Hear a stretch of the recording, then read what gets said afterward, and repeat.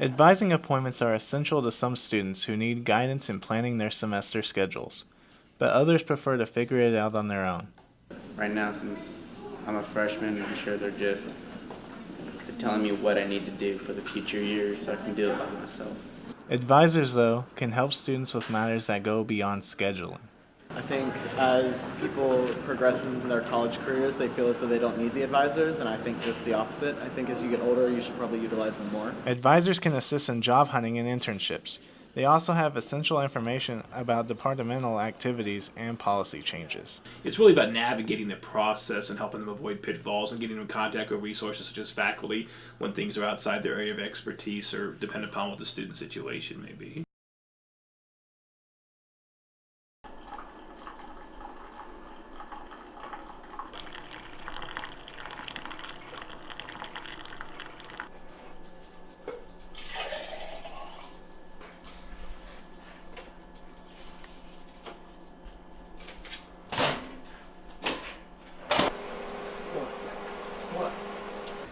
I never stopped worrying about him until he died, actually. When he was killed in 2011, when he was killed, that's when they topple him and it's gone.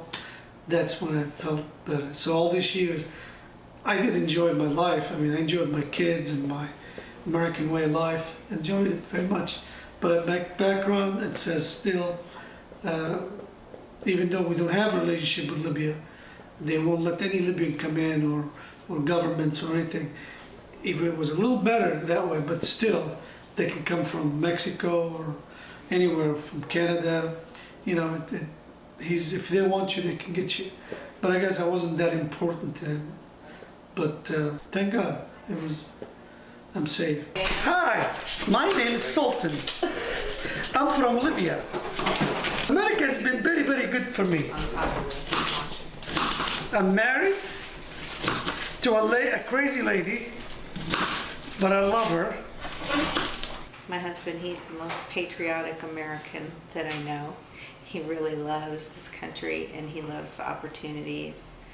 He loves the freedom of speech and that you can be whatever you want to be, that you can say whatever you want to say and you don't feel like you're afraid that you're going to go to prison. The freedom to have religion or not have religion or to practice it however you want. Those are the things I think of. It was September 1996. It was the camp. We go in early morning to the camp so we can have our practices, get ready for the Olympics.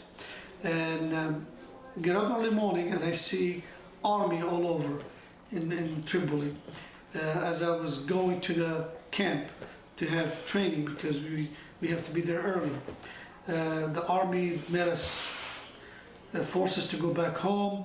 It was a coup. The Gaddafi came and took over with the army. They took the whole country. And it was scary, it was disappointing because here we were supposed to go work out and practice and get ready for the big event. He knows the culture over there and what it's worth to live here. He knows that life can be pretty hard, life can be pretty shitty, but it can also be pretty good because he's lived here. He's seen the good side of it and the bad side, I guess. As I was going to school, I heard about scholarships. The Libyan government gives scholarship for people who have good grades to go to the United States. But it was a specific ones. It was for electrical engineering, chemical engineering, it was all engineering. And I'm really not interested in engineering, but I said, I'll take it. I just want to get out of this culture. In 1974, I left Libya. And I was so happy to leave that country because you can't talk to a woman can't talk to you. It was very strict life, you know. And I was young, I was 18 years old, 19 years old. Finally, I get the chance to get out and go experience the new life.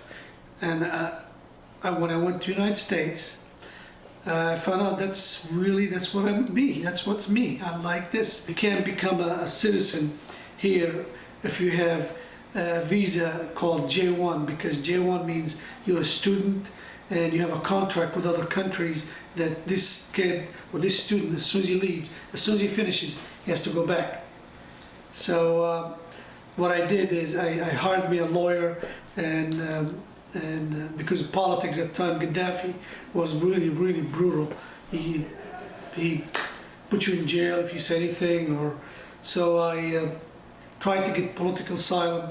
But finally, when I got married, eventually I got my permanent residence here. But it was a fight. It was a big fight for me. لا كيف حال؟ كلكم مع بعضكم غادي. I feel like my dad had everything that anyone could want in life except for his family being nearby, and having access to his family for most of his life probably took a toll on him. He doesn't show it a lot. He's always, kind of happy-go-lucky and always really in a good mood. Tries to, put off that image, but there's a lot of hurt. He lost a lot of family. He lost a lot of chances to see his family, and he has had sisters die. One of his sisters is dying now from cancer, and I think a lot of the time that he could have had to be with them and be a part of his own family got taken away. أنا وكاتب مع بعضنا بالبصرة. I was worried at first because I appeared in the Nightline talking about Gaddafi, even though they put something in my face, but you can tell it's me. And they were looking for young Libyans, what they think about that. And I jumped. It was two of us. We went there, Libyans, as a Libyan, and we spoke against Gaddafi. But we were on the list that they need to be eliminated. It was scary days. I had to hide, I had to leave from place to place. I had to have a gun to go around because it was dangerous for me. My dad is a very caring, goofy guy. He's always making people laugh, and all my friends love coming over to talk to my dad. He's just so fun, and I don't know.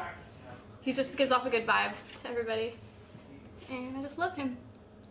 Okay, let me tell you the story.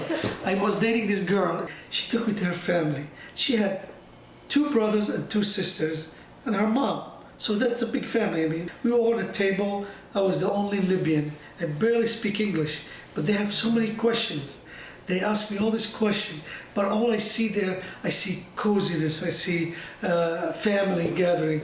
It just made me, oh my God, I love to do this. I wish my family's like this. But I felt like one of them, I really did. They asked me, one of the questions is, how many wives does your father have? And I was joking, I said, 5. Oh, how does he? I said, well, he had 5, and each one is in a tent. And each one has a camel in front of it. He favorites my mom the best. He always comes to my mom, because he likes my mom the best. And when she has the best camel, stuff like that. And finally at the end they said, whatever I told you, it was just a joke. They were laughing. It was a nice time. It was a really nice time. And the world is having a wrong idea about the United States.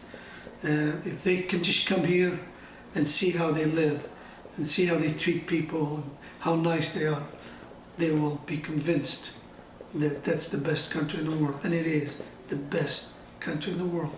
I wouldn't change a bit of it. This is my country and this is where I want to live.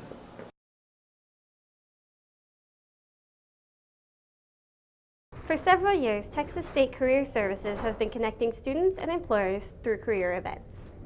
Whether you'd like to get the ball rolling on your career search or you're just looking for a part-time internship, there are career events for every college on campus. The Career Services Office carefully plans about 14 events per year. The only thing I look for is that they have job openings, internship openings, and we get them on campus as quick as possible and make sure that they fill their job opportunities with Texas State Bobcats as opposed to any other university students. No matter how great the events turn out, they're always looking to improve. When we evaluate the job fairs, we are looking at how many of our majors came to a particular event and what would we have to do in order to get more of them there. Students really like the events. They are an easy way for the students to reach out and get noticed by possible employers. Just getting my name out there, showing like who I am, being able to tell them more about like what I've done already and that helps me get my foot in the door. If you'd like to request the Career Services Office to get in touch with an employer you'd like to meet, step into their office on the 5th floor of the LBJ Student Center. For Bobcat Update, I'm Cori Bobbett.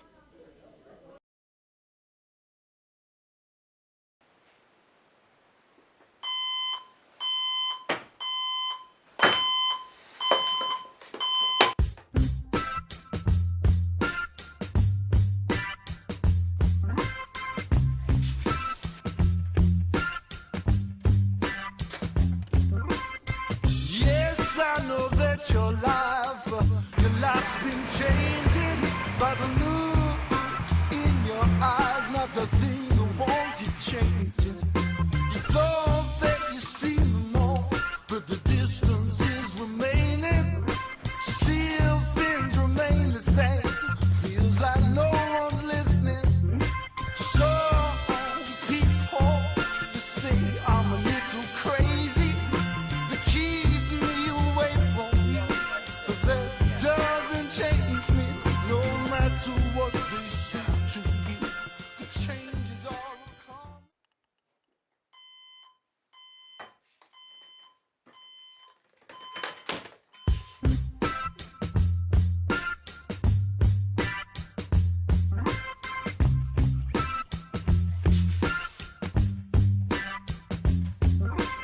Yes, I know that your life's been changing by the look in your eyes, not the thing you wanted changing. You thought that you seen them all, but the distance is remaining. Still things remain the same. Feels like no one's listening. Some people they say I'm a little crazy. They keep me away from.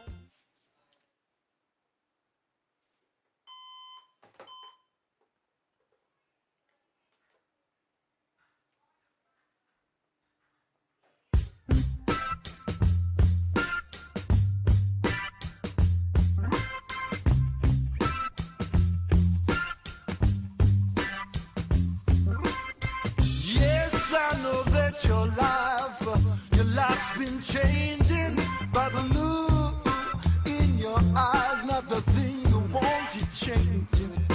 You thought that you seen them all, but the distance is remaining. Still things remain the same. Feels like no one's listening. Some people they say I'm a little crazy. They keep me away from you, but that doesn't change me. No matter what they say to you, the changes are coming. I've always believed in you. In you I'm always loved. Hi, I saw you, saw me, and I was just, I could get your number. Why don't I get your number, actually? Yeah, Yeah, okay, that's great. good. 512, Okay. 22, Okay. 15. All right. I'll call you. I'm really excited. Yes. Good seeing you. They don't understand your individuality. I keep on telling them there'll be no stopping you. Someday soon now, you'll do what's best for you. Oh, we travel on the backs of elephants with the African plains reflecting in our eyes. Travel the world together. Freedom, freedom will be our guide. Freedom, freedom, freedom will be our guide. Freedom, freedom. Hey, yeah. Yeah.